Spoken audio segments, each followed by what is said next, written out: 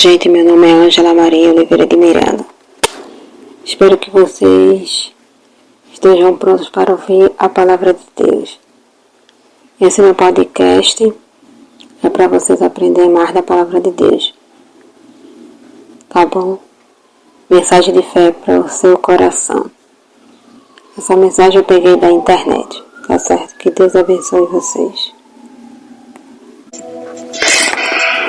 Esta é uma mensagem bíblica produzida pela Orvalho.com, o Ministério de Ensino ao Corpo de Cristo.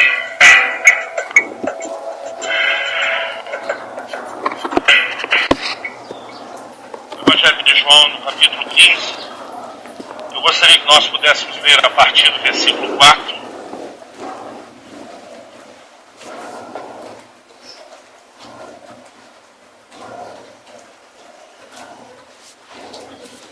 Se alguém perto de você estiver sem Bíblia, permita que ele acompanhe a leitura contigo.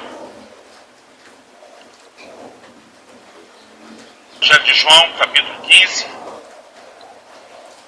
a partir do versículo 4. Diz assim a palavra do Senhor: permanecei em mim, e eu permanecerei em vós. Como não pode o ramo produzir fruto de si mesmo, se não permanecer na videira, assim nem vós o podeis dar, se não permanecer de mim. Eu sou a videira, vós os ramos. Quem permanece em mim e eu nele, esse dá muito fruto, porque sem mim nada podeis fazer. Se alguém não permanecer em mim, será lançado fora à semelhança do ramo e secará. E o apanham, lançam no fogo e o queimam.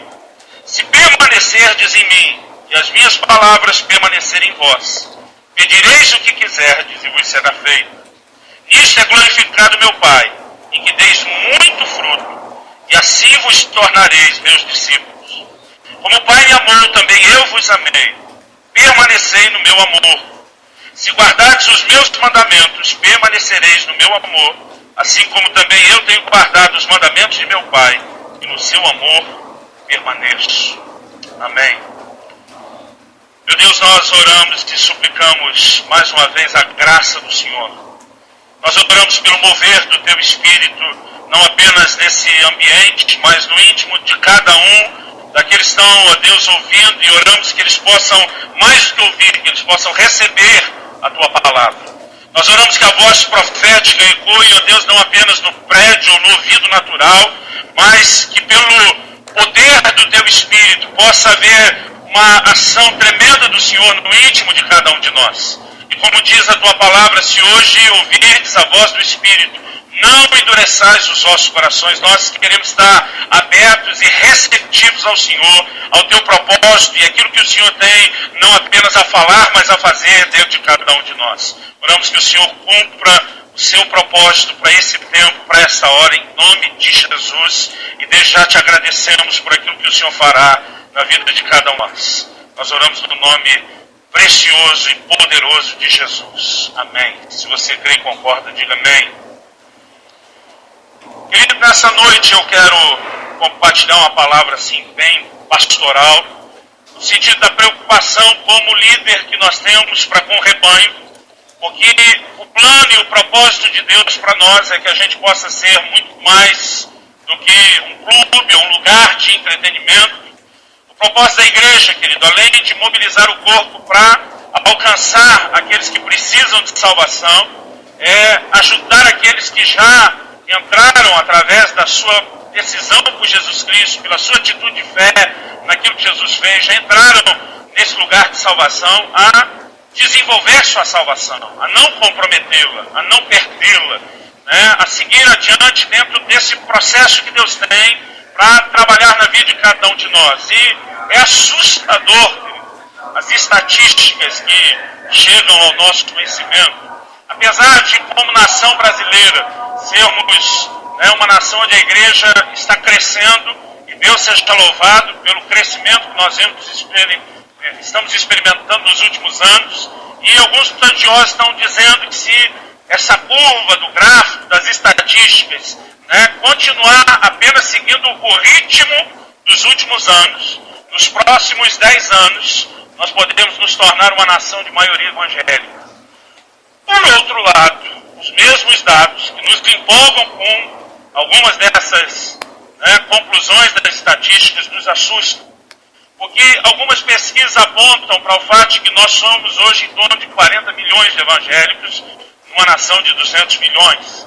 E alguns dados apontam também que nós temos quase exatamente o mesmo tanto de desviados na nação. Ou seja, para cada um crente que hoje está firme no Senhor, tem alguém que já conheceu a Jesus, já caminhou no nosso meio, já serviu a Deus e hoje se encontra distante, perdido no pecado. Eu não sei como você reage diante de uma estatística dessa, mas para nós, os pastores, querido, isso é assustador. Porque nós precisamos não apenas levar as pessoas a tomarem uma decisão por Jesus, nós precisamos levá-las a permanecerem firmes no Senhor. A vida cristã, querido, não é como uma corrida de 100 metros rasos, ela é uma maratona de longa duração. Ela é uma corrida para toda a vida. Ela é chamada de uma carreira, não apenas de um caminho, mas também nas escrituras de uma corrida. Mas eu diria que isso não é apenas uma decisão de longo prazo, é uma decisão para toda a vida. No entanto, nós já vivemos, querido, quando olhamos assim o pano de fundo cultural da coisa, já vivemos numa época em que todo o conceito de compromisso ele é fragilizado pela forma como a sociedade vive. Infelizmente, a igreja tem reproduzido também muito desses conceitos. Por exemplo, houve a época em que o negócio poderia ser fechado no fio do bigode, fiado apenas na palavra de alguém. Hoje em dia, querido, com toda a prevenção de contratos, registro em cartório, aquela quantidade enorme de advogados por trás para fazer as coisas funcionarem, o conceito de compromisso já foi fragilizado. Nós olhamos, por exemplo, para a visão do casamento, onde a palavra de Deus mostra de uma maneira muito clara o compromisso que as pessoas devem ter. E hoje em dia, querido, mesmo dentro da igreja, nós vemos que a compreensão desse tipo de compromisso vem sendo fragilizada e mais do que nunca nós vemos relacionamentos como casamento fragmentando, desmantelando.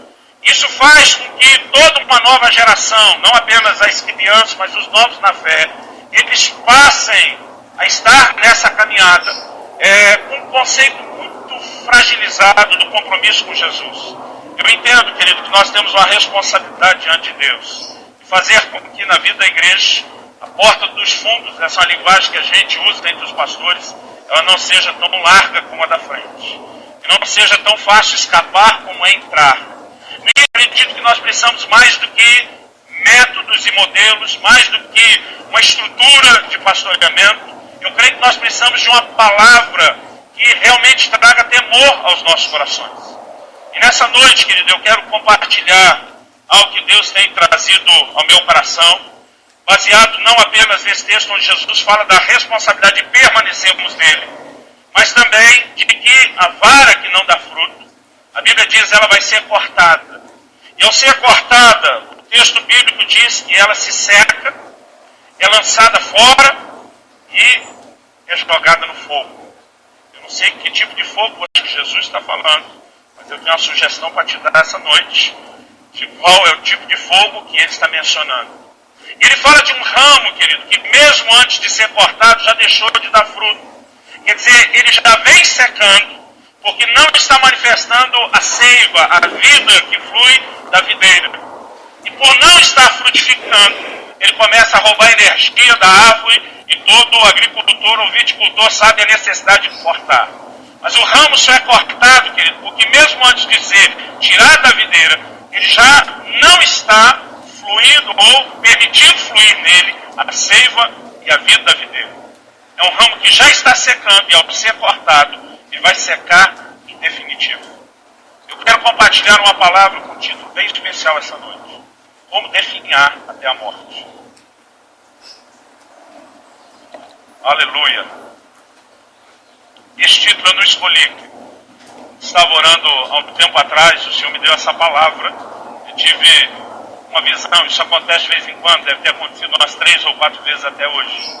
Eu vi exatamente esse tema, eu vi esse texto, e desde então o Senhor tem me incomodado muito a respeito de coisas que regularmente nós estamos ensinando. O problema de muita gente é porque eles acabam se desconectando de Jesus. O desviado, querido, ele demora mais tempo para desviar da igreja. Mesmo dentro da igreja, ele vai perdendo a capacidade de se manter conectado no Senhor, de viver uma vida espiritual frutífera. E eu me preocupo com isso, querido, porque, como eu mencionei aqui os dados estatísticos, muitos crentes estão se perdendo ao longo da caminhada cristã, e eu creio que a razão principal é que eles se encontram desconectados do Senhor Jesus. A vida cristã, para muita gente, se tornou uma experiência que não precisa ser renovada. Você olha, querido, no Novo Testamento, mesmo a experiência do batismo no Espírito Santo, vivido no dia de Pentecostes, relatado em Atos capítulo 2. Em Atos, no capítulo 4, nós vemos os discípulos de novo sendo visitados pelo poder de Deus, pelo poder do Espírito Santo. E a caminhada cristã, querido, é uma caminhada de renovação contínua. Você pode dizer amém? E nós precisamos entender que andar com Jesus é mais do que um dia ter tomado uma decisão,